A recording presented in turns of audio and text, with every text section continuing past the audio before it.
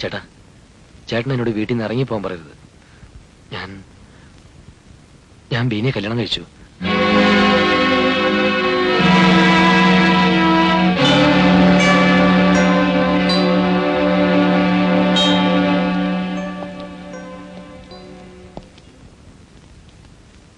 കല്യാണം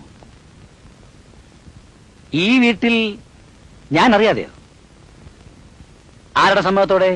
ചേട്ടാ, ഇത്രയും കാലം എല്ലാ കാര്യം ഞാൻ ചേട്ടന്റെ സമ്മതത്തോടെയല്ലേ ചെയ്തത്. ഈ ഒരു കാര്യത്തിൽ ഞാൻ സ്വന്തമായി തീരുമാനമെടുത്തു. സ്വന്തം തീരുമാനമോ? സ്വന്തം എന്ന് പറയാൻ നിനക്ക് എന്താടാ യോഗ്യത? ഈ ഒരു തീരുമാനം എടുക്കാനുള്ള യോഗ്യതയെങ്കിലും എനിക്ക് സ്വന്തമായിട്ട് വേണ്ട ചേട്ടാ. ഞാൻ വലിയ അപരാധമൊന്നും ചെയ്തില്ലല്ലോ. ചേട്ടനെ പോലെ ഞാനൊരു പെൺകുട്ടിയെ കല്യാണം കഴിച്ചു, അത്രയല്ലേ ഉള്ളൂ. ചേട്ടനെ പോലെയോ? എടാ, ചേട്ടൻ കല്യാണത്തിന് മുമ്പ് ജാതകം നോക്കിയോ? ചേട്ടന്റെ പെണ്ണിനെ ഇവിടുന്ന് അമ്മ പോയി കണ്ടു, അമ്മാവൻ പോയി കണ്ടു. നിന്റെ പെണ്ണിനെ ഈ വീട്ടിൽ നിന്ന് ആര് പോയി കണ്ടടാ? അവരെല്ലാം കൊള്ളാമെന്ന് പറഞ്ഞതിന് ശേഷം എല്ലാവരുടെയും മുമ്പിൽ വെച്ച് ഞാൻ ഈ കുടുംബത്തിന് വേണ്ടിയാ കല്യാണം കഴിച്ചത്. അല്ലാതുള്ളൊരു ബന്ധത്തിന് ഞാൻ കല്യാണമായിട്ട് അംഗീകരിക്കില്ല. ചേട്ടന് വേറെ കണക്കൂട്ടിലുണ്ടായിരുന്നല്ലോ. ചേട്ടത്തിയമ്മയെ കണ്ടുവന്ന ശേഷം ചേട്ടൻ എന്താ പറഞ്ഞത്? പെണ്ണിന് സ്വല്പം പ്രായക്കൂടുതലുണ്ടെങ്കിലും 30 ഏക്കർ റബ്ബർ എസ്റ്റേറ്റ് ഉണ്ട്, 100 പവന്റെ സ്വർണ്ണാഭരണങ്ങളിടും, ചേട്ടന് പേടിക്കാനൊന്നുമില്ലെന്ന്. എനിക്ക് സ്വർണവും വേണ്ട, റബ്ബറും വേണ്ട. എനിക്ക് ബീനെ ഇഷ്ടപ്പെട്ടു, ഞാൻ കല്യാണം കഴിച്ചു. കല്യാണം ആര് കണ്ടടാ? എവിടാ താലി?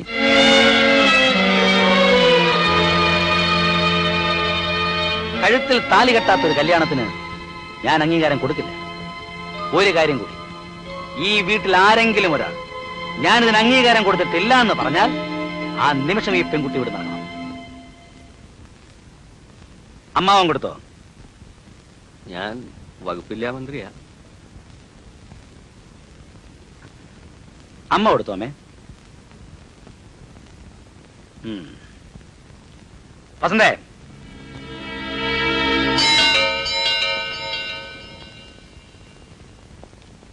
അമ്മ കഴിഞ്ഞാൽ ഈ വീട്ടിൽ സ്ഥാനം എന്റെ ഭാര്യയ്ക്ക്. ഉത്തരവാദിത്തങ്ങൾ നിന്നെ കൂടെ ഏൽപ്പിച്ചിട്ടാണ് ഞാൻ ടൂറിന് പോകുന്നത്. ഞാനിവിടെ ഇല്ലാത്ത സമയത്ത് ഇവിടെ നടന്നു എന്ന് പറയുന്ന ഈ സംഗതിക്ക് നീ അംഗീകാരം കൊടുത്തോ? അതെ, ഞാൻ കൊടുത്തതാണ്. എന്നോട് ശാന്തൻ ചോദിച്ചു, ഞാൻ വിളിച്ചോണ്ട് വരട്ടെ ഏട്ടത്തിന്ന്. കഴുത്തി താലിയില്ലെന്നും പറഞ്ഞു.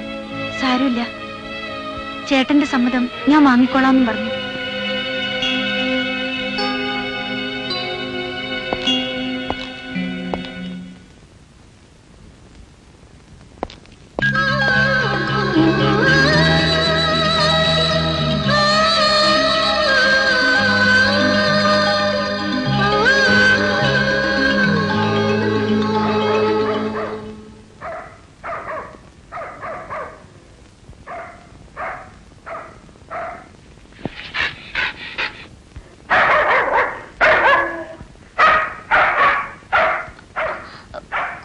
ആലോചിച്ച് നോക്ക്. ഞങ്ങൾ ആരും സമ്മതം കൊടുത്തില്ലെങ്കിൽ ശാന്തൻ ആ കുട്ടിയെ കൊണ്ട് ഒളിച്ചോടി പോകേണ്ടി വരും. വിനയന്റെ അനിയനാണെന്ന് ആൾക്കാർ പറയൂ. അവൻ ഒളിച്ചോടേണ്ട കാര്യം എന്താണെന്നായി ചോദിക്കുന്നത്? ആ കുട്ടിയുടെ സ്ഥിതി അതാണ്. മറ്റുള്ളവരെ ചുറ്റുപാട് നമ്മൾ മനസ്സിലാക്കണം. സ്വന്തം കാര്യം മാത്രം പറഞ്ഞാൽ മതിയോ? നീ ആരെ? മദർ തെരേസയോ? അല്ല, നിങ്ങളുടെ ഭാര്യ. എടി, ഭാര്യയാണെങ്കിൽ ഞാൻ പറയുന്നത് ശരിയായിരിക്കും തെറ്റായിരിക്കും, എന്റെ കൂടെ നിൽക്കണം. അല്ലെങ്കിൽ സാരി പറ്റി ആർക്കും എന്റെ ഭാര്യ ആവാലോ. ഞാൻ ഈ കുടുംബത്തിന് വേണ്ടി രാവും പകലും കിടന്ന് കഷ്ടപ്പെടുക. ആ എന്നെപ്പറ്റി ഈ വീട്ടിലെ മറ്റാരും മറക്കട്ടെ, എനിക്ക് പ്രശ്നമല്ല. നീയെങ്കിലും ഓർത്ത് ഒരു നിമിഷം ഈ കണക്ക് പുസ്തകം ദയവായി തുറക്കാതിരിക്കാമോ? ഞാൻ എടുക്കും. അതെടുക്കാൻ ഈ വീട്ടിൽ ആർക്കാണ് യോഗ്യത? 3 തവണ നിന്നെ നോക്കി മൂളിയതിന് ശേഷമാണ് ഞാൻ ആ ചോദ്യം എല്ലാവരോട് ചോദിച്ചത്. എല്ലാം ശരിയാണ്, പക്ഷേ ഒരു മൂത്ത മകനെന്ന നിലയിൽ ചെയ്യേണ്ടതേ നിങ്ങൾ ചെയ്തിട്ടുള്ളൂ. അങ്ങനെ ചിന്തിച്ചാൽ എന്താ? ശബ്ദിച്ചു പോലത്. ഇല്ല, ശബ്ദിക്കുന്നില്ല. നിങ്ങൾക്ക് ആവശ്യം ഒരു ഭാര്യയല്ല, എല്ലാം തലയാട്ടി സമ്മതിക്കുന്ന ഒരു മരപ്പാവയാണ്. ആണല്ലോ, അല്ലാണ്ട് തെളിയിക്കാൻ ഇതുവരെ സാധിച്ചിട്ടില്ലല്ലോ. അതുകൊണ്ടാണല്ലോ കല്യാണം കഴിഞ്ഞ് 8 വർഷമായിട്ടും ഇപ്പോഴും.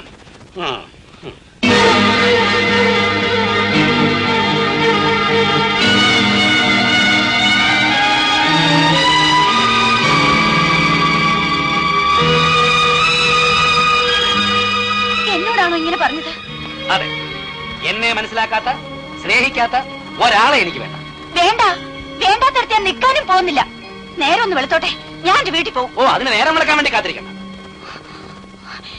രാത്രി പിണങ്ങിപ്പോയെന്ന് വീട്ടുകാരറിഞ്ഞ വിനയക്കുറിപ്പിന്റെ അഭിമാനത്തിന്റെ പ്രശ്നമല്ലേ? ഓ സന്തോഷം. എന്തിനാ പുറത്തു പോകുന്നത്? പുറത്തു പോകേണ്ടത് ഞാനല്ലേ? പക്ഷെ ഒരു കാര്യം, എല്ലാ തവണയും പോയിട്ട് പുതിയ ജീവിതത്തിലേക്ക് കാലൂന്നാൻ ഞാൻ തിരിച്ചു വരുമായിരുന്നില്ലേ?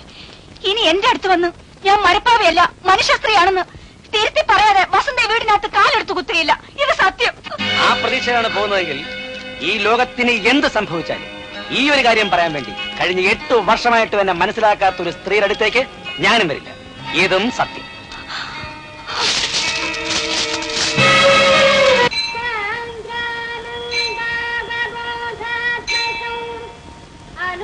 എന്റെ ഭഗവാനെ, എന്റെ കുഞ്ഞുങ്ങൾക്ക് നല്ല ബുദ്ധി കൊടുക്കണേ. അവര് തമ്മിൽ സ്നേഹവും ഒരുമയും ഉണ്ടാകണേ.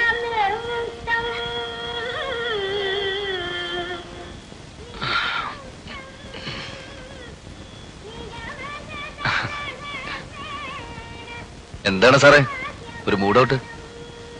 നമ്മൾ ചെയ്തത് തെറ്റാണോ? നമ്മൾ ഒരുപാട് തെറ്റുകൾ ചെയ്തിട്ടുണ്ട്. അതിൽ ഏത് തെറ്റാണോ ഉദ്ദേശിച്ചത്? എല്ലാം ഞാൻ കാരണമല്ലേ? ചേട്ടത്തിയമ്മ പിണങ്ങിപ്പോയി. അതോർത്ത് വിഷമിക്കണ്ട, അതിവിടെ സാധാരണയാ. ഇടയ്ക്ക് ചേട്ടത്തിയമ്മ പിണങ്ങി പോവും, ചിലപ്പോ ചേട്ടത്തിയമ്മയായിട്ട് എന്നെ തിരിച്ചു വരും, അല്ലെങ്കിൽ ഞാൻ പോയി വിളിച്ചോണ്ടിരും. ചേട്ടൻ മിണ്ടുന്നില്ല. അല്ല ചേട്ടൻ അങ്ങനെ മിണ്ടായിരിക്കുന്നതല്ലേ? വാ തുറന്നാൽ തന്നെ പ്രശ്നങ്ങളാ. അമ്മയ്ക്കും എന്നോട് ദേഷ്യം കാണും. സത്യം പറഞ്ഞ കുറച്ച് ദേഷ്യം കാണും. നമ്മളായിട്ട് അത് മാറ്റിയെടുക്കണം. ഇങ്ങോട്ട് വന്ന് മുട്ടിയില്ലെങ്കിൽ നമ്മളായിട്ട് ഒന്ന് അങ്ങോട്ട് മുട്ടണം. അതാണ് എന്റെ ഒരു പോളിസി. എനിക്ക് എന്ത് ചെയ്യണമെന്നറിയില്ല. ഉണ്ടക്കണി ഇപ്പൊ വീട്ടിലാണ് എന്ത് ചെയ്യും? രാവിലെ നേരത്തെ എണീച്ച് പല്ലി തേച്ച് കുളിച്ച് പ്രാർത്ഥിച്ച് അങ്ങനത്തെ ഒരു സെറ്റപ്പാണോ? അല്ല 8 മണിക്ക് കിടന്നുറങ്ങുമോ? എങ്ങനെയായിട്ടൊരു പരിപാടി? വീട്ടിലാണെങ്കിൽ രാവിലെ എഴുന്നേറ്റ് കുളിച്ച് ചായ ഉണ്ടാക്കും. അന്ന് നേരത്തെ പോയത് അങ്ങ് ചെയ്തേ. ഇവിടെ ഉള്ളവരും സാറിന്റെ കൈപ്പൊണ്ണെന്ന് അറിയട്ടെന്ന് ചെല്ലേ. എന്റെ അമ്മേ,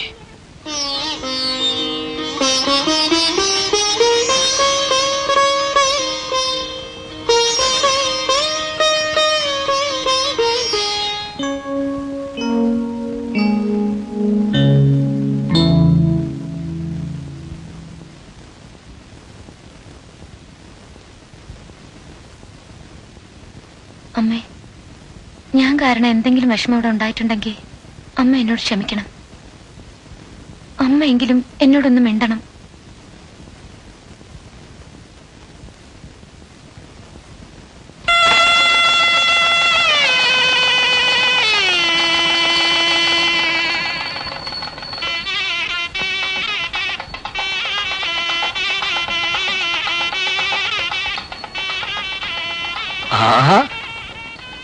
എങ്ങനെയുണ്ട്? പിന്നെ മരിച്ചു എന്റെ മുത്തശ്ശിയെ പോലെ ഉണ്ട്. ചായ പിടിക്കേ. അവിടെ വയ്ക്ക്, അവിടെ വയ്ക്കാൻ. ആ ബ്രഷ് എടുക്ക്, പെട്ടെന്ന് എടുക്കണേ. ആ പേസ്റ്റ് എടുക്ക്,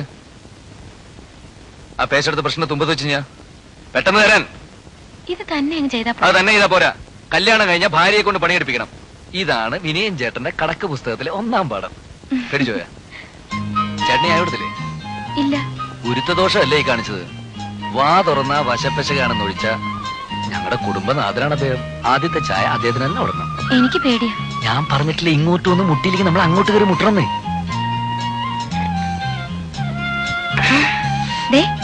അമ്മ നേരത്തെ മുട്ടി. ഓ, എപ്പോ എവിടെ വെച്ച്? അടുക്കള വെച്ച്. അമ്മ എനിക്ക് കുറിയിട്ട് തന്നത്. ഞാൻ പറഞ്ഞില്ല എല്ലാം ശരിയാതെന്ന്. ചേട്ടൻ ചായ കൊടു.